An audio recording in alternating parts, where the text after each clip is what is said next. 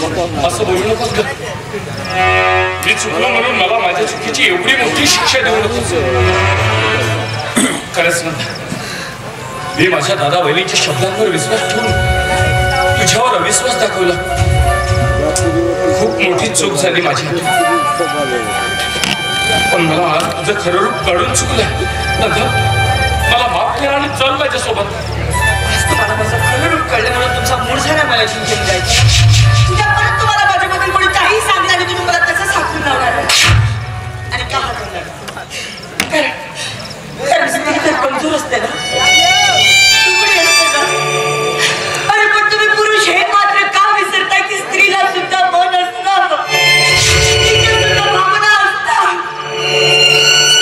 माझ्या परिस्थितीला वीज काढून होत्या. मलाच खुशी होती का वेळेचं आयुष्य घडवण्याची.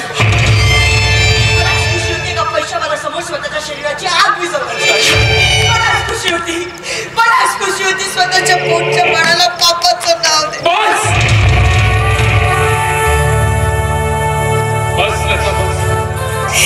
स्वतःला अशी कलंकित समजून घेऊन येतोस का? मी नाही ओळखू शकलो तुला. माझ्याशी कुठलंही नातं नसताना देखील माझी पत्नी म्हणून माझ्यासोबत राहिलीस.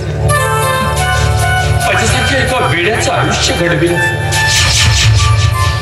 माझ्या सुखासाठी स्वतःच्या जीवाची कुठलीही पर्वा केली नाहीस तू. अख्खं आयुष्य तू माझ्यासाठी वाहून घेतली. माझ्या दादा वहिनी तुझ्यावर केलेले अनन्य अत्याचार तू सहन केलेस. नाही ओळखू शकलो ग तुझ्या उपकारांची कुठलीही जाण न ठेवता तुला धक्के मारून घरातून हाकलून दिलं मी. कशासाठी तर तू केलेल्या एका क्षुल्लक चुकीसाठी. तू तर फक्त माझ्यापासून लपवलेस की तू माझी पत्नी नाहीस. पण असं करण्यामागे तुझा काहीतरी हेतू नक्कीच असेल. हो, आणि त्या दिवशी तू मला सांगणारही होतीस. काहीतरी बोलण्याचा प्रयत्न केलास तू. पण माझंच कमनशीब होतं की मी तुला बोलण्याची संधीच दिली नाही. खरंच मी तर तुला माफी मागण्याच्या लायकीचा सुद्धा नाहीये. नको करूच मला माफ. नको येऊस तू माझ्यासोबत. कमीत कमी तुझ्या पोटात वाढणाऱ्या या बाळाचा तरी एकदा विचार कर. अनैतिक संबंधातून जन्माला आलेला पाप म्हणून हिरवेल का हा समाज त्या बाळा. मी हे सहन नाही करू शकणार. नाही सहन करू शकणार मी.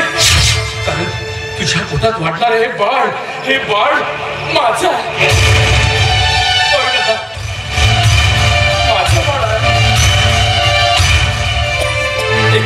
कडून सगळं काही कळलं मला. वेड्याच्या भरात माझी पत्नी समजून मीच तुझ्यावर बलात्कार केला.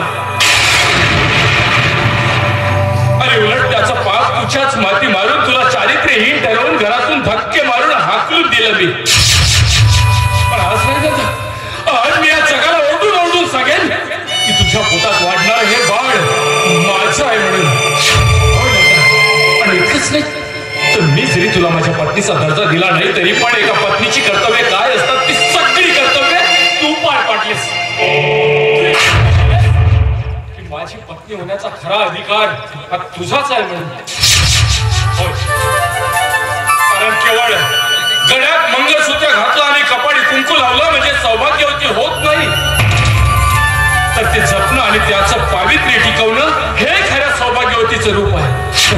आणि ते रूप तू दाखवून दिलेस नंतर. दाखवून दिलेस तू. आणि म्हणूनच आज मी मोठ्या अभिमानानं म्हणेन माझ्याशी जन्मोजन्मीचं नातं असलेली तूच माझी सौभाग्यवती आहेस.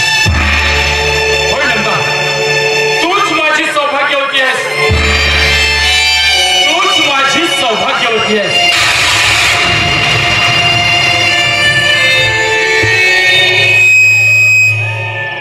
सा